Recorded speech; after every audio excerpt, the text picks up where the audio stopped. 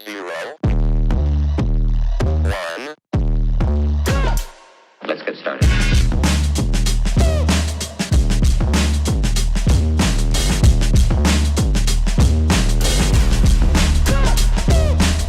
Why they stopping me? Stopping me. Hello! Hello vlogs! Today ay mamamasyal tayo. Pupunta tayo sa Fort Ridgely Park. Yan, and then kasama namin ng mga friends namin. So, nandito pa lang kami sa Bukana. Wala pa kami doon sa trail. Kala namin mainit. Sikat naman yung araw. Pero, yeah, malamig pa rin. Wala, ganun talaga dito sa Minnesota eh. 52 degrees Fahrenheit. So I think ano lang to, 2 degrees. 2 degrees. So, ewan ko kung tama yung aking kalkulasyon. Basta Fahrenheit kasi yung sukatan dito eh. Kaya, ayan. Ito, maganda yung statue. Ayan. Ayun, may kubul doon. Pero ito yung mga highlights dito. Ayun, yung pader na yan na gumuho na. Tapos meron din doon. Para siyang mga bunkers na dahil sa war ay nasira. Yan. Parang katulad siya sa Fort Santiago. So, ayan siya. So, hindi lang siya basta nakapatong dyan. Talagang ano siya, cemented. So, syempre, pag magte-trail, di ba, dapat naka-shorts, naka-t-shirt. Yun ang akala namin. Ito yun yung aking fit. So, mukhang hindi naman ako magte-trail sa itsura ko. Lalo yung asawa ko. Ayan o. Nagsiguro lang kami kasi nadala na kami. Last time na namasyal kami, hindi gaanong kakapal yung suot namin. And then, niregret namin yung nangyari dahil sobrang lamig pala dun sa lugar. Ayan. Kita-kita naman sa buko na malakas ang hangin. So again, sinasabi ko sa inyo, ang hangin na nagpapalamig dito.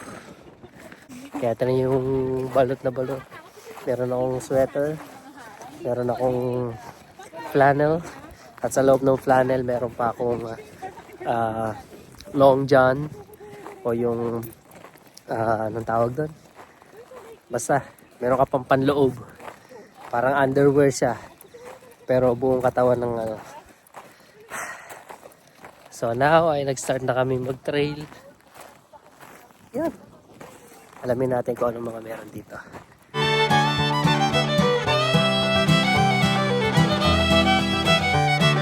Tayo na nga. So, wala akong masyado may papakitang magandang bagay doon. So, pabalik na kami sa sasakyan. Anyway, so kayo mag-alala kasi 3 parks yung pupuntahan. Ito na yung isa. And it's very beautiful naman. Malamig. Ayan. Para lang ano siya, parang ghost park. Kasi kami lang yung nandito. So, meron dong cabin para sa gathering. Meron ding amphitheater. Kaya lang hindi siya pwede sa garden wedding kasi ang lapit niya sa sementeryo. Konting lakad lang nasa sementeryo ka na. So siguro siya diyan sa atin is paiyakan or last viewing bago ilibing. And then marami ding mga tables and chairs para makapag picnic. So maganda dito. So babalik na lang kami dito pagka nandito na yung anak namin siguro. Take lang kami ng picture dun sa statue na yan. Sa monument na yan.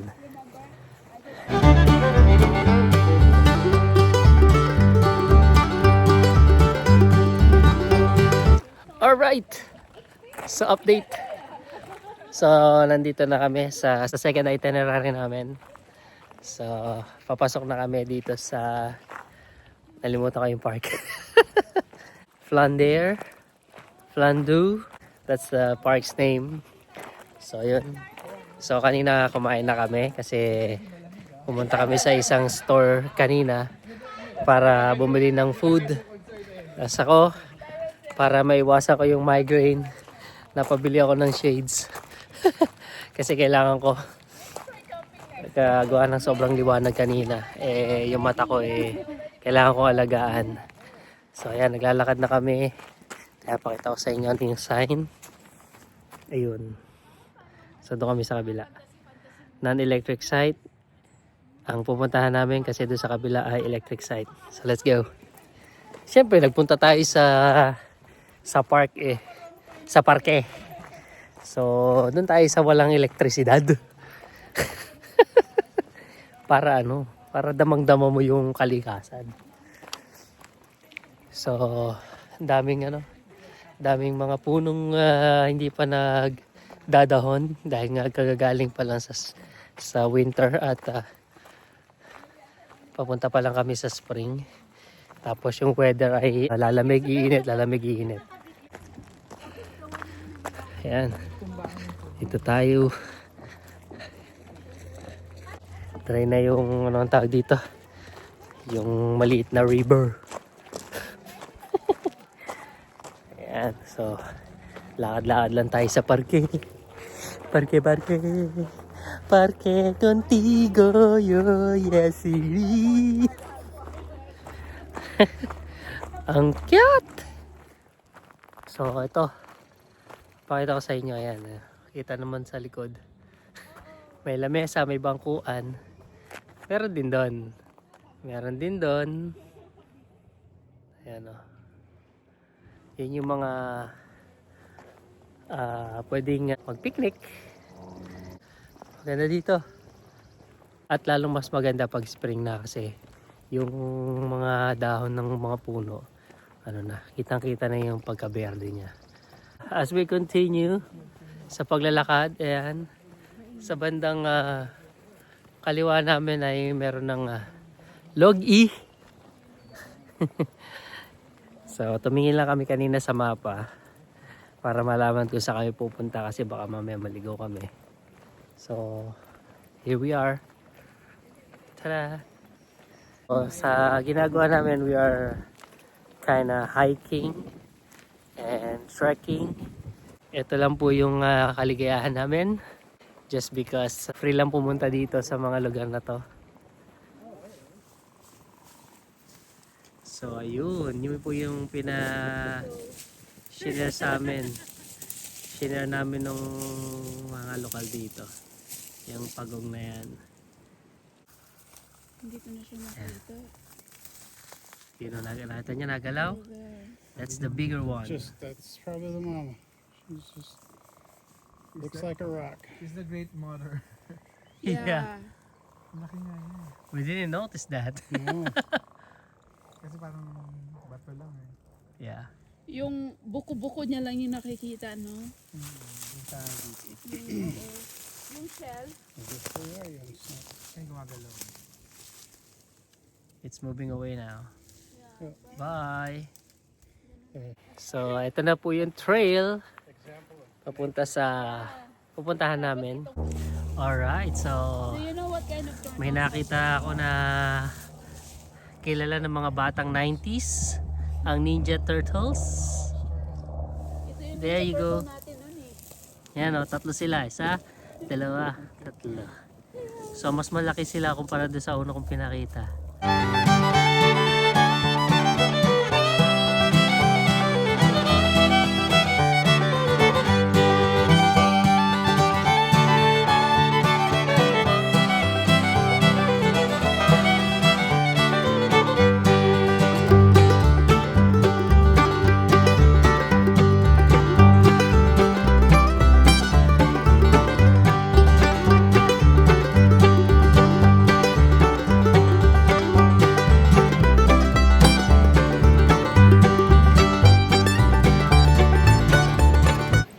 Alright. Dito na tayo sa susunod nating itinerary. Yan, narinig niyo ba? There's the sound of it. There's also table and chairs. So So we can do some picnics here. Ayun! See that? And there's the bridge. Ayun na! What do you call this falls? Miniopa. Miniopa Falls. Hey! So this is the falls on the side. And this is what it looks on the other side. They're beautiful. You know, very nice. Hey, nanay. Hey.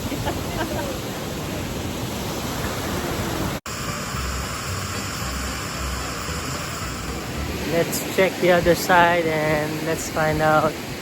Oh, this is the closest we could get here to the falls. Hey! Pa hindi na malapit, oh, ayan, oh. Oh, ayan, oh. Magkatabi lang.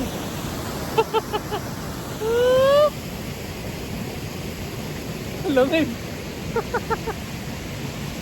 Ito yung creek bago dumating dun sa falls. Ayan, hanggang dun. Gusto tingnan lang yung creek, puka dyan, tingnan mo yung falls. So dun yung unang laglag niya. Ito yung pangalawang bagsak niya. And mas mataas siya kumpara doon sa unang bagsak. Alright, so this is how tall it is. See? Wow! Mga ano siguro yan, 15 to 20 meters tall. So that's how high it is. And I hope I'm right. But if not, I go with 15. Okay, so tapos na po tayo. So this is the whole park. Pero yung sa taas, So tahimik lang. ayos. Hey, Kasi maganda yung lugar. Nilalagay sa taas. Maganda yung falls. Narinig ko tumatahol. Yan, hindi siya crowded. Maraming tao pero hindi siya crowded. Kung makikita nyo, Kasi doon ko naririnig. masinag yung sikat ng araw. Mainit siya but Nakatago naman. pag humangay malamig pa rin. Alright, hindi na alam kung ano yung susunod na pupuntahan but let's do it. Let's go!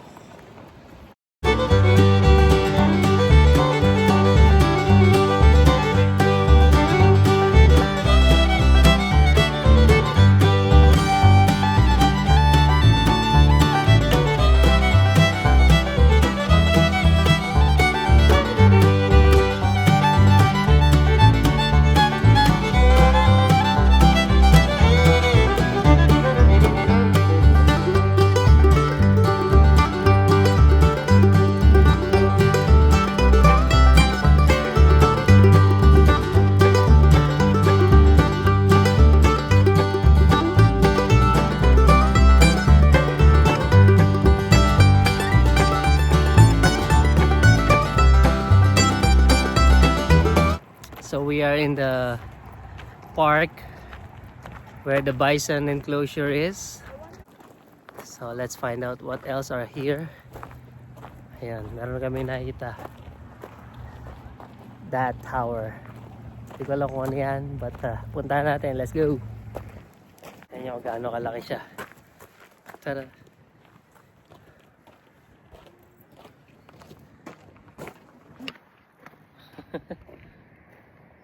Hey. Hey. And yung enclosure ng mga bison andun. Yan. Yan yung dinaanan namin kanina. So inikutan namin yan para makapunta dito. Pakita ko lang sa inyo dito from here yung kung nasaan yung mga bisons, okay? So nandito ako ngayon. So yung mga bisons nandun banda. Zoom ko lang, wait lang, pakita ko sa inyo.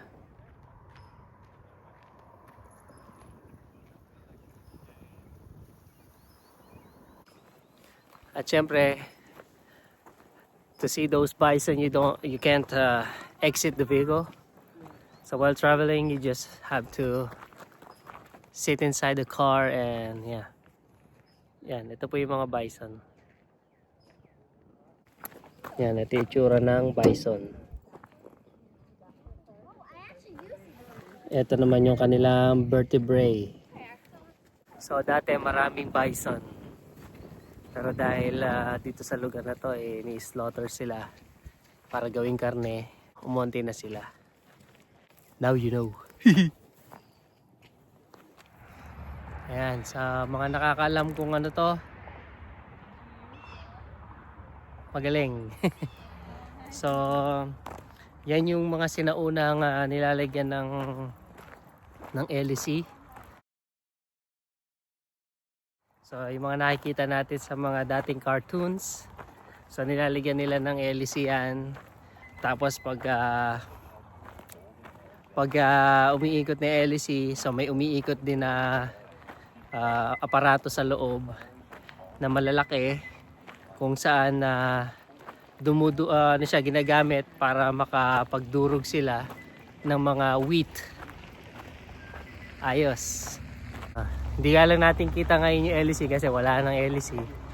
Siyempre yung LEC noon ay medyo makaluma na kaya siyempre hindi natatagal yon, unlike dun sa bato. Buo pa. Pero may mga cracks na sa gitna or sa tabi yung building na yon. Kaya ayun, sinara na nila para wala na makapasok kasi parang dati ata pwede pumasok para makita yung nasa loob, para makita yung makina kung paano gumagana para dun sa pagdurog ng wheat. So ayan, alis na muna kami. Ito na kasi yung last itinerary namin. Hanap na kami ng iba pa kasi medyo maaga pa. So see you later.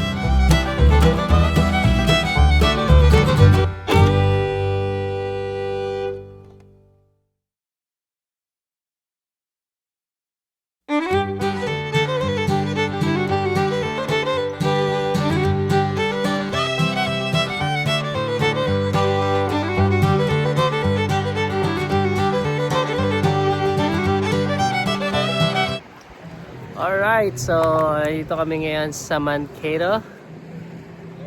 At pupunta kami dito sa aming susunod na itinerary, which is River Rock Coffee and Tea.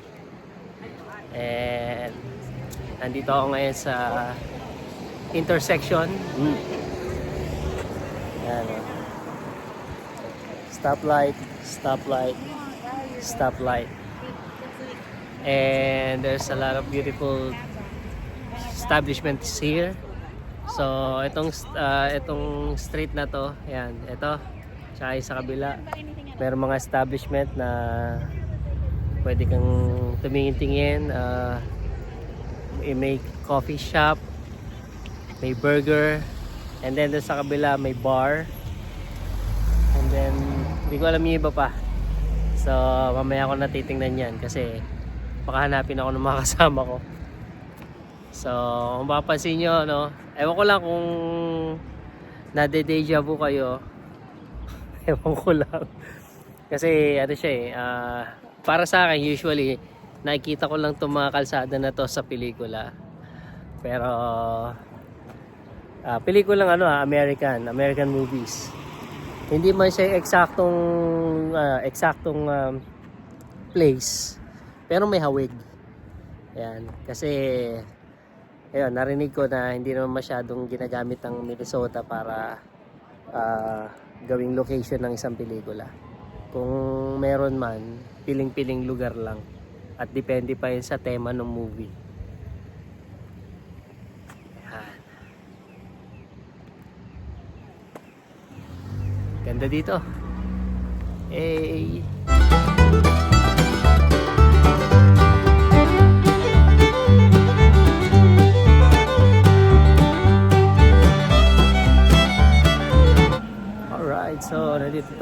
sa Sam's Club para tumingin ng mga murang mabibili. Kasi mura dito. So, para siyang SNR sa Pilipinas. Yeah. Sam's Club. Para din siyang Costco. Para din siyang Walmart. So, sila yung mga magkaka-rival dito. Naghahanap ako ng mga medyas pero parang masyadong mataas yung medyas dito. So, ayan. Halukay ube muna kami. Halukay ube. Halukay ube, nanay. Dance. Halukay ube. Ito ang maganda niya. Maganda nga. Bili ka na. Hala mo, may pambili ako yun, no? Ay, nako. Alright, so mamaya na lang ulit at kami muna ay mangangalkal dito. Baka sakaling may mabili.